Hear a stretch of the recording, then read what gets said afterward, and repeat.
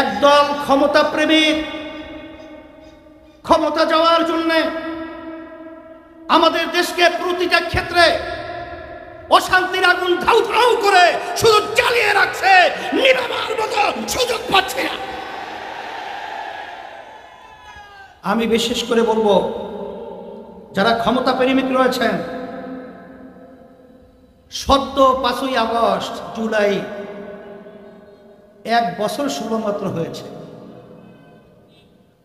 এখনো যদি আপনারা চাঁদাবাজি বন্ধ না করেন, এখনো যদি খুন খারাপি বন্ধ না করেন,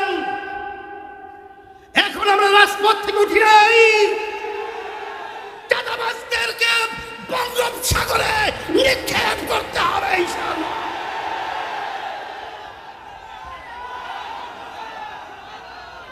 এখনো রাজপথ ছাড়ি নাই, আমাদেরকে চোখ রাঙিয়ে লাভ নেই। আপনাদের ভূমিকা আমরা দেখেছি বারবার, আর আমরা সোহাগের মতো পাথর মেরে আমাদের বাংলাদেশের সন্তানকে মারবে, আর আমরা দেখতে চাই না। বাংলার জমিকে আজাদ করতে হবে, স্বাধীন করতে হবে, বাংলার জমিনে স্বাধীনতা ঘোষণা করতে হবে।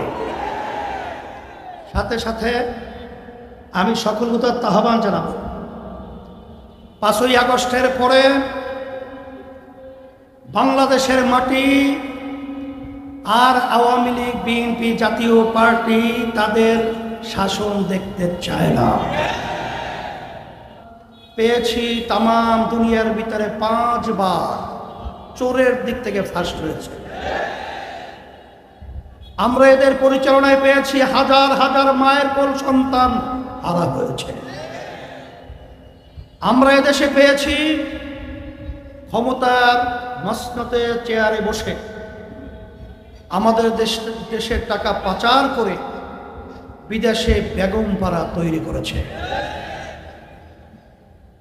আপনারা দেখেছেন কিছুদিন আগের রিপোর্ট, সদ্য আওয়ামী লীগের ভূমিমন্ত্রী শুধু লন্ডনেই তার বাড়ি পাওয়া গেছে প্রায় 350-র মতো। 5ই আগস্ট এ দেশ অভ্যুত্থান হয়েছে, হাজার হাজার মায়ের কোল সন্তান হারা হয়েছে। বাংলাদেশের বহু মানুষ পঙ্গু হয়েছে, চক্ষু হারিয়েছে।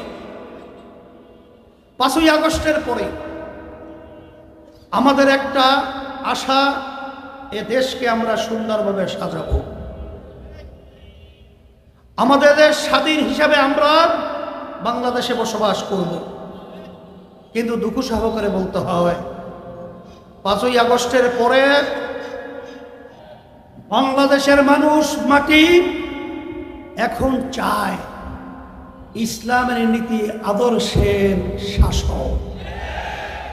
তার বাস্তবতা আমি স্টেজ আসার পরে কয়েকজন হিন্দু আমার দাদুরা আমাকে এসে বলতেছিল যে 5ই আগস্টের পরে, বিশেষ করে আমাদের মাসুম বিল্লাহ ভাই কথা বলতেছিল যে তারা আমাদের জান মাল এবং আমাদের মন্দির সহ সব তারা পাহারা দিয়ে আমাদেরকে সংরক্ষণের দায়িত্ব পালন করেছে। এর নামই হলো ইসলাম। আপনারা দেখেছেন আমাদের জনসমাবেশ হলো, মহাসমাবেশ 28শে জুন। সেই মহাসমাবেশে হিন্দুদের নেতারা, খ্রিস্টানদের নেতারা, বৌদ্ধদের নেতারা আমাদের সমাবেশে এসে একাত্মবাদ প্রকাশ করে তারা আমাদেরকে সমর্থন জানিয়েছে শান্তির লক্ষ্যে। আমি নতুনভাবে আমার ভাইদের কারণে নতুন কিছু বোঝাতে চাই না, বলতেও চাই না। তবে আপনাদের কাছে আমার অনুরোধ থাকবে, আমরা আর খুনিদের সহযোগী হব না, আমরা চাঁদাবাজদের সহযোগী হব না, আর মায়ের কোল সন্তান হারাকারীদের সহযোগী আমরা হব না। এদেশ আমার, এদেশে আমি জন্মগ্রহণ করেছি। এ দেশকে সুন্দর করার জন্য আপনার আমার দায়িত্ব কর্তব্য আছে না নাই?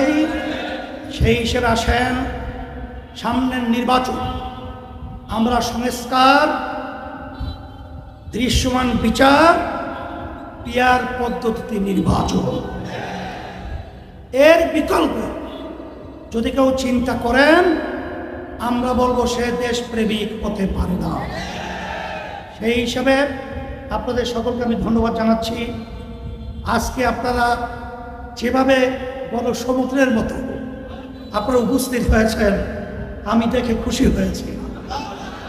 আমরা যেন সব একাকার হয়ে দেশের পক্ষে, ইসলামের পক্ষে, মানবতার কল্যাণের পক্ষে আমরা যেন কাজ করতে পারি, আল্লাহ তৌফিক দান করুন। রব্বানা আতিনা ফিদ দুনিয়া হাসানাহ ওয়া ফিল আখিরাতি হাসানাহ ওয়া কিনা আযাবান নার।